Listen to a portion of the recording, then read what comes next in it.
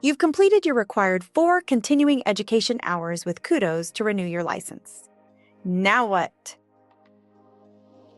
Now that you've completed your continuing education with Kudos, you need to renew your license. Go to tdlr.texas.gov and click on Renew License. Scroll down, find your license type, click on the section Barbering and Cosmetology. It's going to narrow it down to the licenses within that subsection.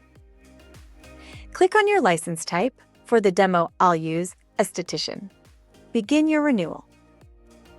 Then it's going to open a new tab and you're going to click on Barbering and Cosmetology. You're renewing a license. Click here, then click Practitioner License. Scroll down and click on your license type again. For the demo, we will use Esthetician. You'll need to have your license and social security number available because you're going to have to input it in this section. You'll have to put the last 4 digits of your social security in this box. Then you'll click Continue. It's going to ask you some questions. This is where you can update your name or your address.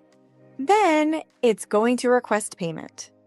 Once that payment and those questions are completed, your renewal is completed and TDLR will then send you your license in the mail. Thank you for choosing Kudos. See you soon.